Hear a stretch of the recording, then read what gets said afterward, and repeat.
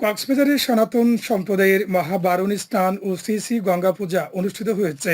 আজ সকালে উদ্ধৃত অচ্যুত মিশন বাংলাদেশ কক্সবাজার জেলা শাখার উদ্যোগে আয়োজিত এক অনুষ্ঠানে প্রধান অতিথি ছিলেন স্থানীয় সংসদ সদস্য লুৎফর রহমান কাজল।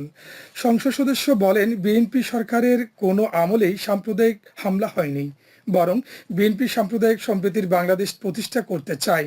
তিনি আরও বলেন, কোনো ধর্মই বিদ্বেষ ছড়ায় না, সব ধর্মেই শান্তির কথা বলা আছে। তবে কিছু ব্যক্তি মানুষের মধ্যে ঘৃণা ছড়ায়, যা একটি গর্হিত কাজ। সামনে নতুন বাংলাদেশ গড়তে সকল ধর্মের মানুষকে একসাথে থাকার আহ্বান জানান তিনি।